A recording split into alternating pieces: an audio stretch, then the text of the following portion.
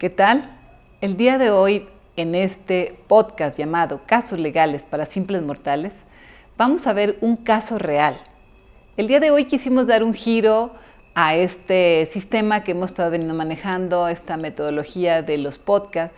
Ahora lo vamos a realizar con un caso real, con un caso de una mujer que estuvo privada de su libertad injustamente, acusada de un delito muy grave, que es el de secuestro. El día de hoy van a ver ustedes una historia contada por la protagonista de la misma. Pero también van a ver el enfoque legal y todos los recursos legales que se siguieron, así como los resultados, los fallos a los juicios orales que hubo y cuál fue el efecto que trajo consigo.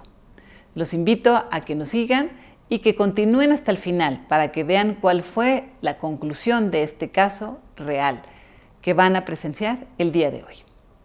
El día de hoy vamos a analizar un caso judicial que se llevó a cabo entre los años 2020, 2021 y 2022. Es el caso de una mujer, madre soltera, mamá de una niña de 9 años, que fue acusada de un delito muy grave, el delito de secuestro agravado. Este es el caso que analizaremos el día de hoy. Vamos a cambiar los nombres de las personas reales, de las personas que intervinieron en este asunto, por respeto y por la privacidad también. Vamos a ponerle que es María Flor. Ella estuvo detenida en un centro penitenciario. Llevó 3 procesos, 2 por el delito de secuestro y 1 por el delito de extorsión. Vamos a empezar platicándoles de manera cronológica cómo es que inicia este caso. Primero, habría que decir que esta historia inicia con la detención de María Flor, que será el nombre que le daremos a nuestro personaje del día de hoy.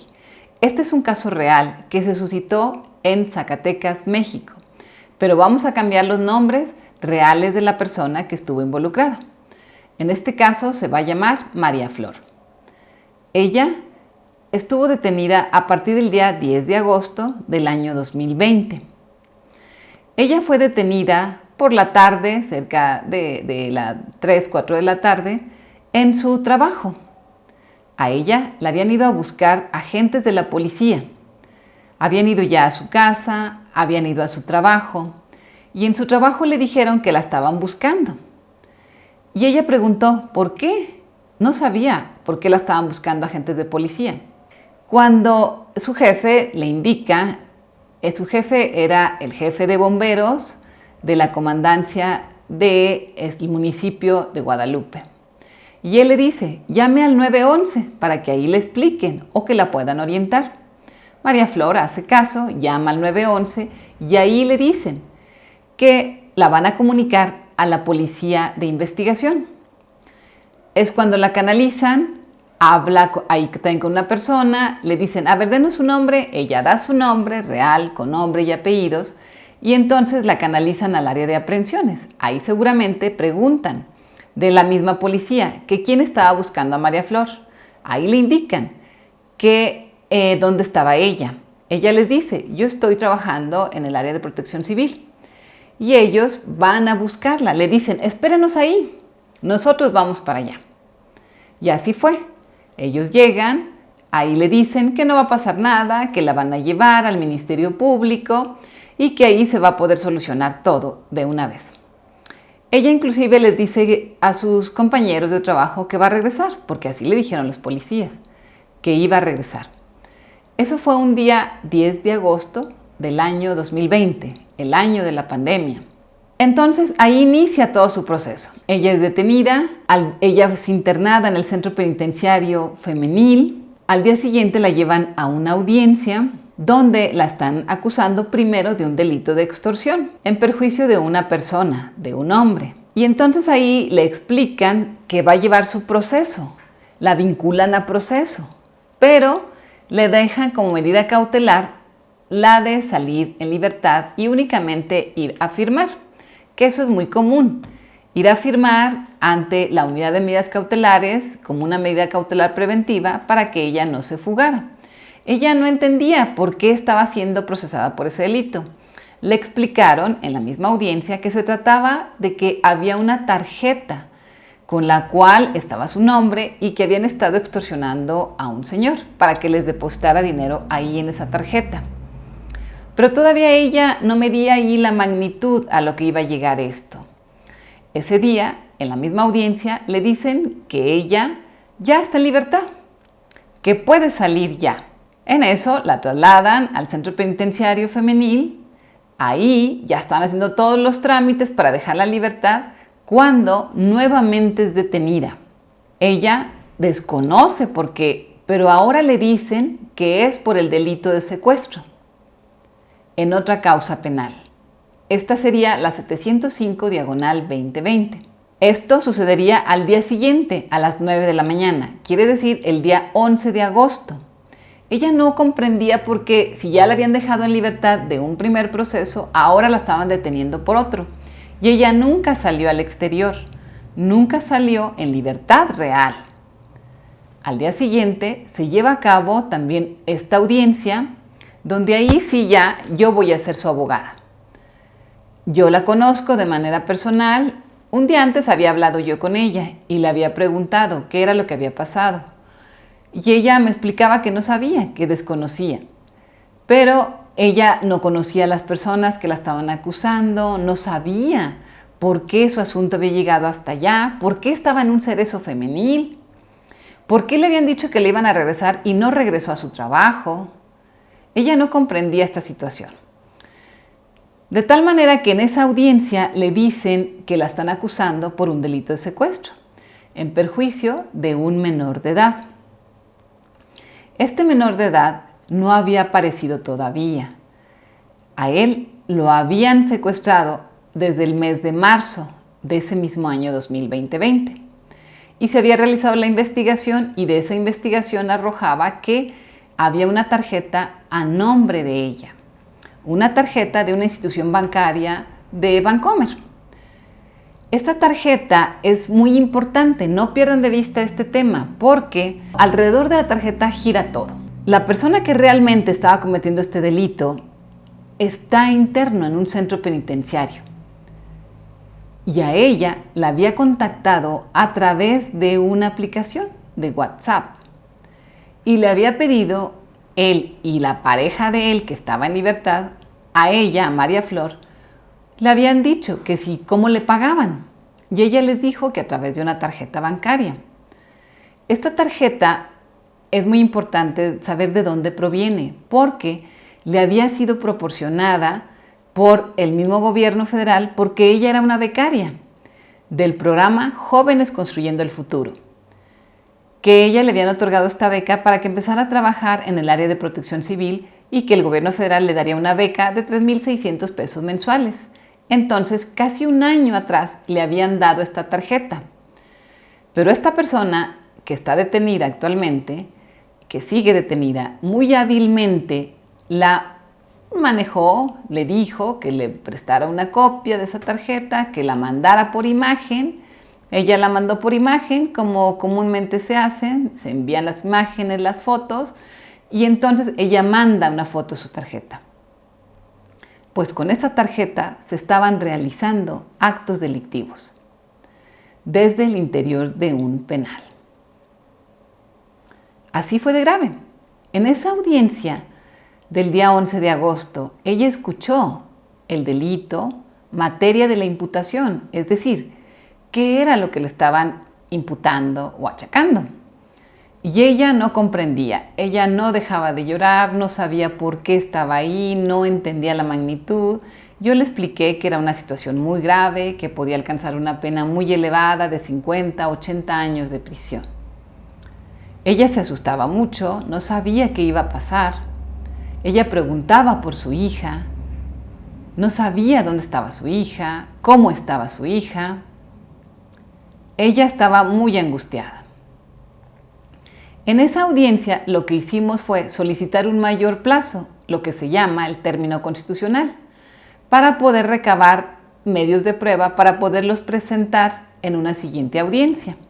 Eso ocurre el día 17 de agosto del año 2020. donde efectivamente se nos concede un plazo constitucional para poder recabar medios de prueba y poder demostrar que ella no había participado en ese delito. Así ocurrió. También fue citadas a las 9 de la mañana.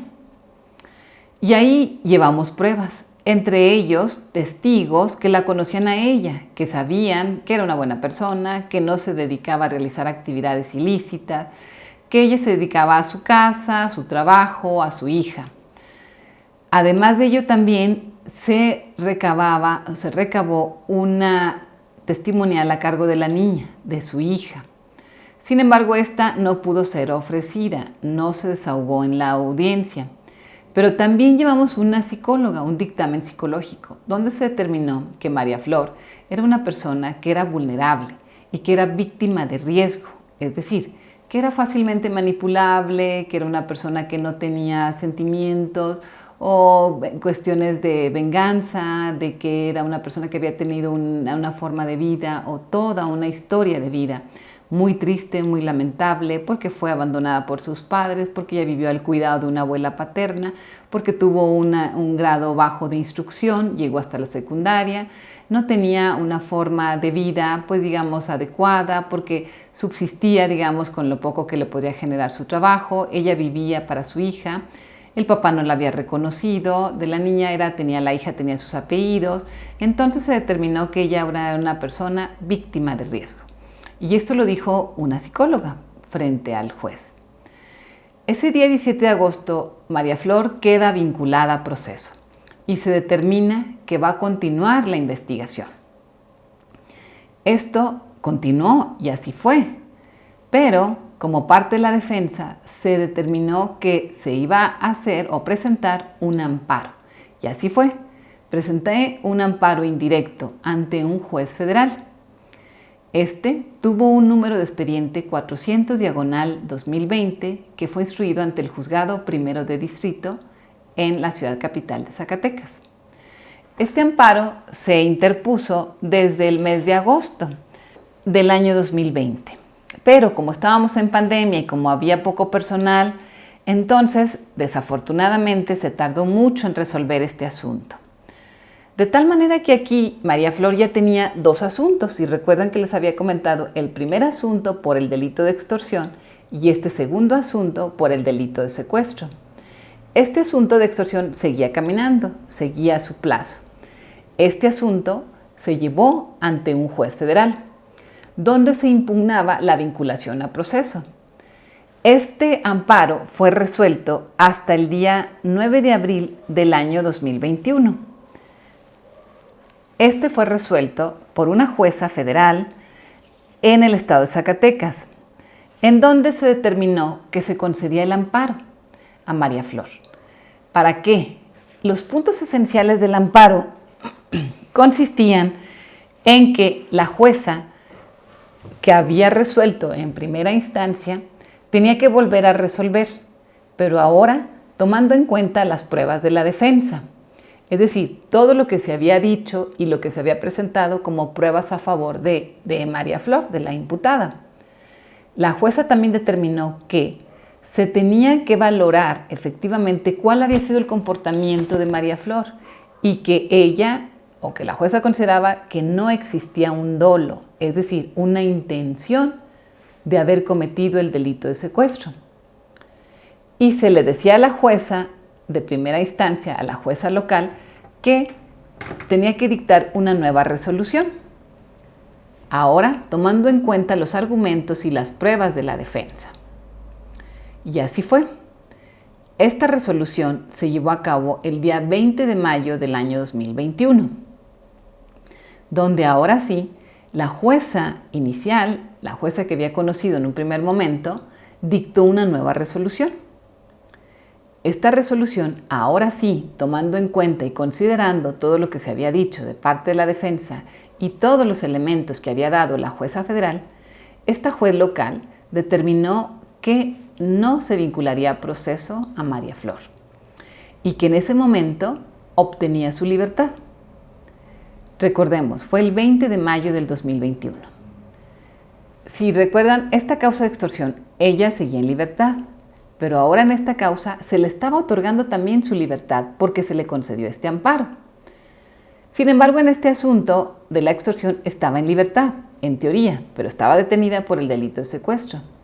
Ese día ella obtiene su libertad por este delito. Sin embargo, ese mismo día ella ahora es detenida nuevamente. No sale tampoco en libertad, porque ahora va a enfrentar un tercer proceso, que es la causa 583/2021. Esta causa nuevamente era por otro delito de secuestro, también justamente donde se involucraba una tarjeta bancaria. Ahora quiero regresarme al tema del amparo, en donde la juez federal consideró que el solo hecho de que hubiera participado una tarjeta bancaria no significaba que ella tuviera conocimiento o que ella hubiera participado en esos hechos, porque el Ministerio Público no logró probar que ella tuviera ese conocimiento y que ella tuviera relación inclusive con las personas que habían sido secuestradas, con la persona que era un menor de edad, y que además no podía existir esa intención de querer secuestrar a una persona, que además le estaban diciendo que ella era coautora, es decir, que había participado conjuntamente con otros. Sin embargo, eso tampoco se logró demostrar por parte del Ministerio Público. De tal manera que entonces, al concederle este amparo, esta jueza federal hace especial énfasis en estos temas, en que no se justificó ni siquiera las fechas en que se había depositado o las fechas en que se hubiera retirado ese dinero de parte de María Flor. Esto fue parte toral de esta resolución de amparo y que la jueza local ahora sí tomaría en consideración para dictar la no vinculación a proceso. De tal forma que ella, por este asunto, queda en libertad, pero no queda materialmente o realmente porque vuelve a ser procesada por otro delito nuevamente, que digamos que sería el tercer caso. Entonces continúa la investigación, pero también en cuanto a esta no vinculación a proceso, el Ministerio Público se inconforma y no está de acuerdo en que se le haya determinado una no vinculación y recurre mediante un recurso que se llama de apelación, que se tramita ante una segunda instancia. Este juicio se lleva a cabo también y se resuelve por la segunda sala penal.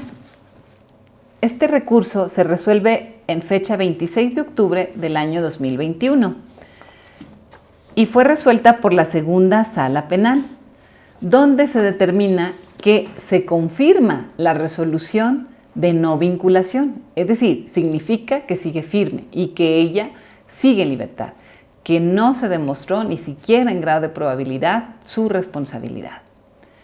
Pero no conforme con eso, Ministerio Público y la víctima se inconforman con esto también y se van a una vía que sería ya la vía de amparo. En este caso ya va hasta un juzgado federal y en fecha 23 de noviembre del 2021 se presenta de parte de la víctima o de la mamá del menor víctima un amparo ante el Poder Judicial Federal. Sin embargo, este amparo también se resuelve y se resuelve señalando que se sobresee el asunto, es decir, que no procedió. Y esto se da por terminado también aquí ante una instancia federal. De tal manera que el segundo caso ya quedaba resuelto. Es decir, a partir de noviembre del 2021 queda resuelto este asunto en el sentido de que ya no procedería más en cuanto al segundo caso, que era el de secuestro, que era el que se había impugnado y en el que se dictó una no vinculación a proceso. Pero entonces vamos a regresar ahora al primer caso que decíamos, el de extorsión. Este siguió avanzando todo su proceso hasta llegar la fecha en que se determinó que se iba a ir que se iba a resolver a través de un juicio oral, porque la única forma de poderlo resolver sería a través de un procedimiento abreviado donde ella reconociera su responsabilidad o de un juicio oral, donde ella tuviera oportunidad de demostrar con las pruebas, de pelear, de que se pudiera valorar verdaderamente por un juez de control y tribunal de enjuiciamiento para que se pudiera determinar su responsabilidad o no. En fecha 26 de noviembre del 2021 inicia el juicio oral, pero ahora por el asunto de la extorsión. Y ella, recuerden ustedes, que sigue detenida por un tercer caso. El 26 de noviembre del 2021 inicia una audiencia de juicio oral con la intervención de 3 jueces, un tribunal colegiado de enjuiciamiento. Este tribunal recibió todas las pruebas que se llevaron por parte del Ministerio Público y también pruebas ofertadas por la defensa.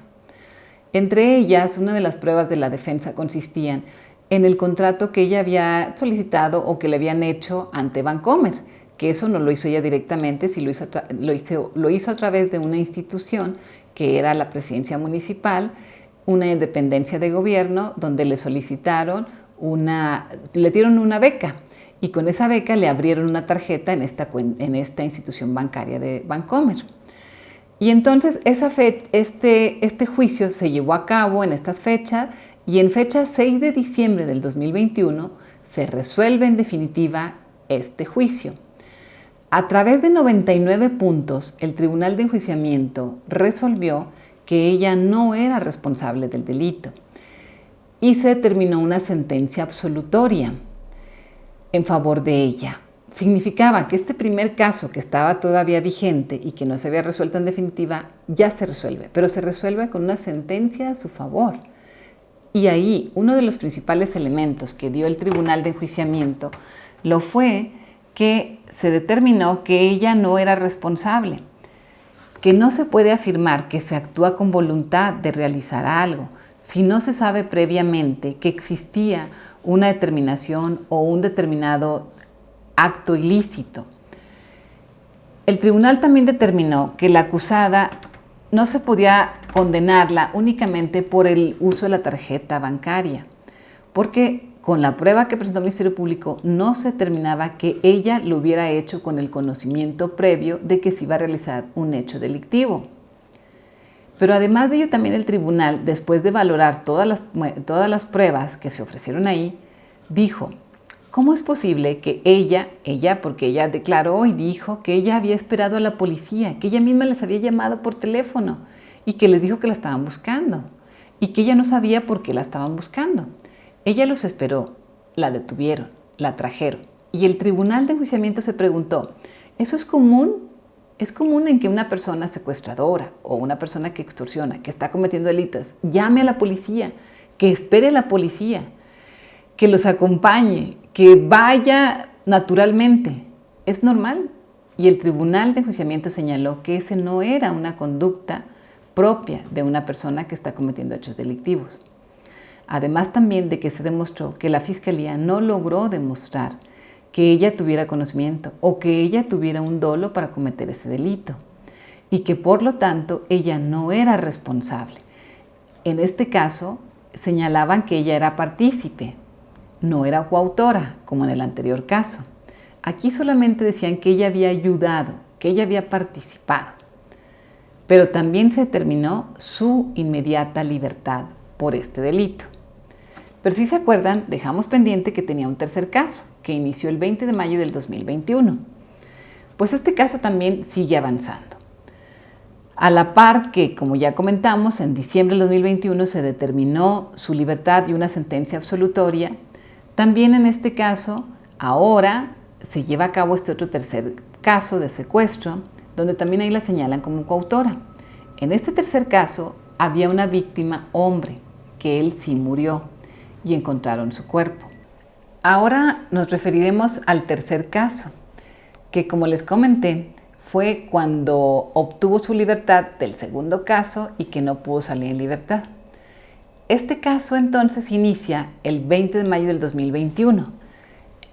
Aquí había una situación muy compleja, porque por un lado ya teníamos la resolución de la ejecutoria de amparo, donde se le había concedido el amparo, señalando que ella no era responsable, que se analizara, que se valorara nuevamente su situación jurídica, y donde una jueza federal le pidió a una jueza local que volviera a resolver analizando todas las pruebas de la defensa.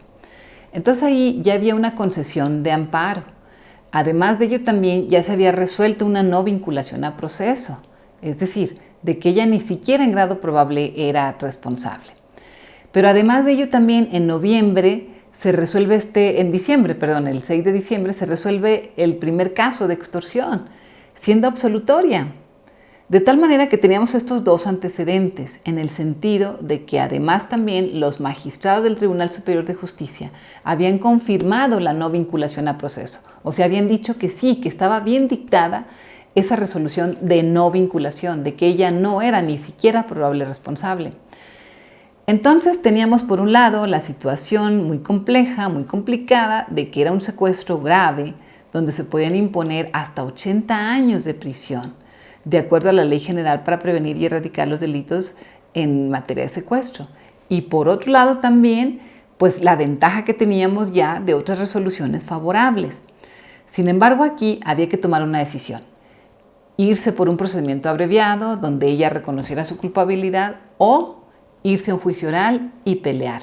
Pelear, demostrar, ofrecer pruebas, afrontar el procedimiento en general. En un procedimiento abreviado, Fiscalía le ofrecía una pena de 5 años, reclasificando o considerando el delito con una atenuación, una disminución de la pena. Y sí podría hacerse. Ellos le ofrecían 5 años, pero eso significaba que ella no saldría en libertad, porque la libertad solamente se da hasta los 4 años, mediante un beneficio sustitutivo de la libertad. Con 5 años ella no podría salir en libertad, solamente con alguna posibilidad de un beneficio preliberacional en la mitad de la pena pudiera haber sido. Pero teníamos también la otra opción del juicio oral. En este caso se decidió que no iba a ser resuelta por el procedimiento abreviado, sino que se lucharía y se pelearía en un juicio oral. Esto pasó así. En el juicio oral, donde ya se contraponen las dos posturas, tanto la de la acusación como la de la defensa, donde hay que pelear, donde hay que elaborar alegatos de apertura, donde se tienen que desahogar pruebas, llevar a cabo interrogatorios y contrainterrogatorios. Y así fue como pasó. El juicio oral de este caso inició el día 7 de julio del año 2022, concluyendo el día 12 de julio de ese mismo año.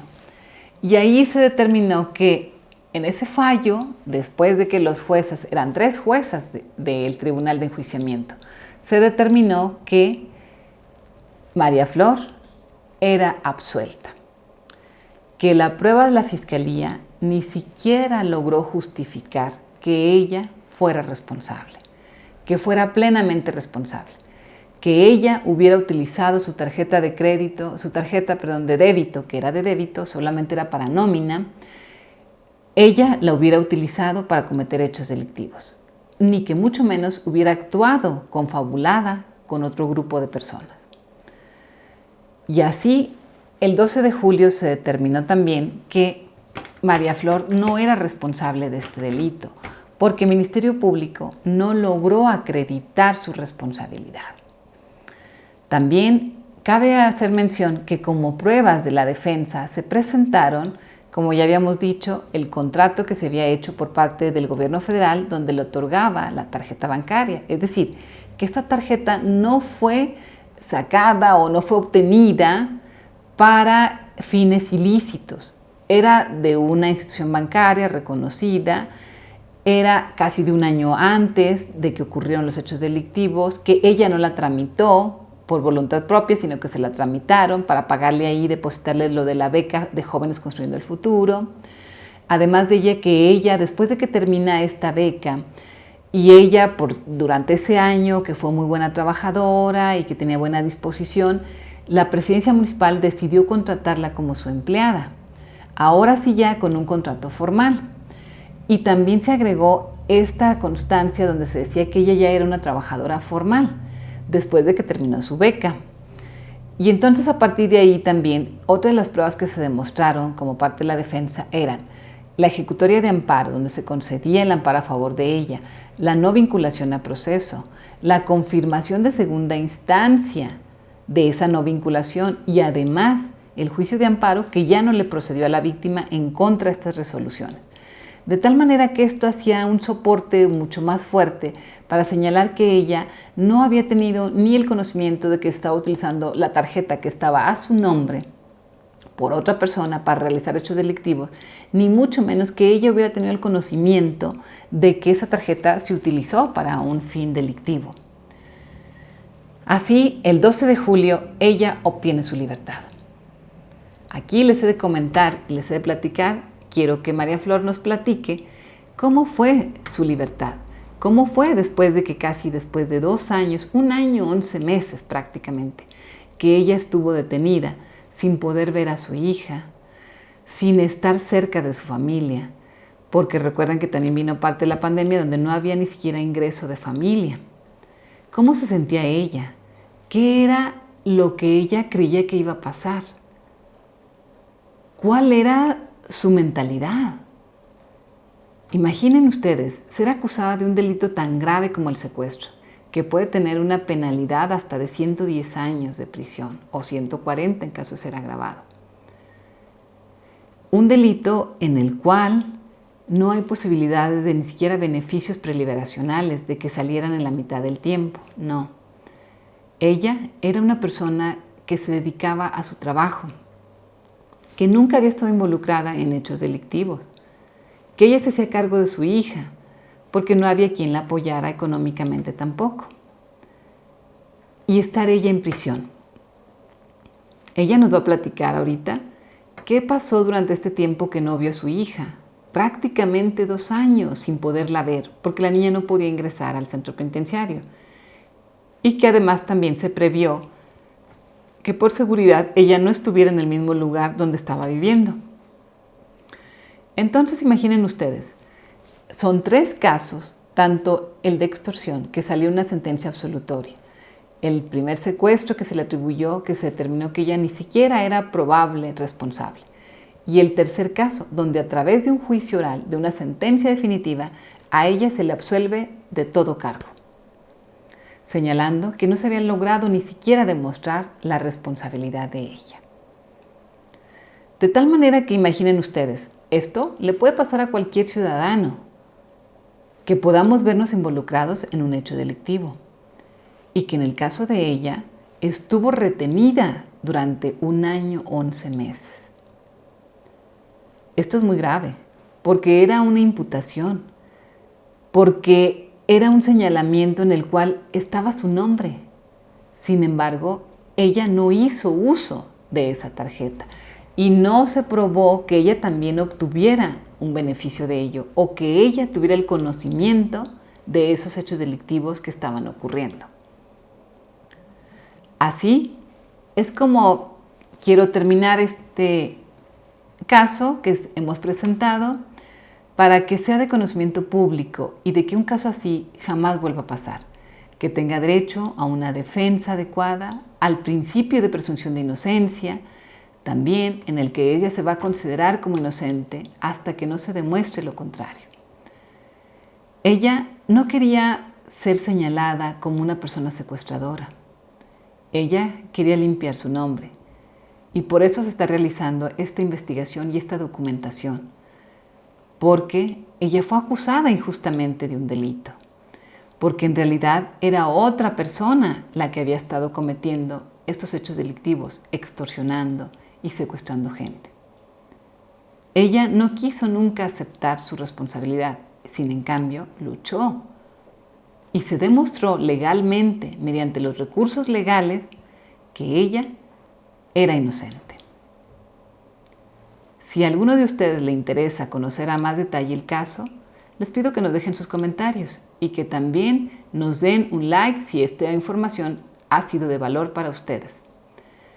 Esto nos servirá también para ser mejores juristas, para poder tener una mayor preparación y poder enfrentar y argumentar en audiencias de juicio oral un caso como este, en el que de manera transparente, de manera pública, en base a los principios de la inmediación, de la igualdad de las partes, se tenga la misma posibilidad de defender a una persona, que como vimos en este caso era sobre un delito bastante grave y que afortunadamente ella salió bien librada de todos y absuelta de todo cargo.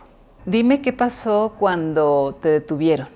Iba llegando a mi trabajo cuando me dice uno de mis compañeros que me habían ido a buscar. Le pregunto que quién y me dice que los ministeriales. Le pregunté que si no le habían dicho para qué me buscaban y me dijo que no. Le pregunto que cómo le hacía para poder comunicarme con ellos. Me dijo que hablara al 911. De ahí hablé y ya me dijeron que para qué los ocupaba y les dije que me andaban buscando y ya me dijeron permítame y ya me comunicaron a una extensión y, y ya me contestaron y me dijeron que dónde me encontraba y yo les dije que en el trabajo y me dijeron que ahí los esperara. Yo los esperé y ya de ahí este salí a encontrarlos a la puerta, ¿A dónde te llevaron después? a unos edificios que de Ministerio Público. ¿Qué te dijeron? Me empezaron a tomar fotos y me revisó una doctora, ya pues ya de allí me dijo uno de los policías, que los tenía que acompañar a una audiencia, que a una audiencia al Cerezo de Cieneguitas. ¿Cómo te sentiste? Pues yo estaba tranquila porque pues en realidad yo no sabía qué era lo que estaba pasando. Ya cuando me vuelven a tomar fotos, me revisa igual una doctora y ya me llevan a una celda, entonces ya fue cuando yo me puse, o sea, me dio miedo y pues me dio mucha tristeza, o sea, yo no sabía ni qué era lo que pasaba, pero al momento de que me encerraron en esa celda, pues yo o sea, yo me sentí perdida, yo dije, algo está pasando, o sea, que me dijeran porque pues no, yo no sabía ni qué, o sea, yo les preguntaba, yo tengo que ir a mi trabajo porque mm, lo dejé a la mitad, yo tengo que seguir yendo al trabajo, tengo que ir a ver a mi hija y no, ya de ahí pues ya no me dejaron salir para nada. Te agradezco mucho tu participación, eres una mujer muy valiente y espero que tu vida ahora esté llena de éxitos y que la vuelvas a rehacer. Soy la maestra Yolanda Zamora y espero que este contenido les guste porque está hecho y diseñado especialmente para ustedes.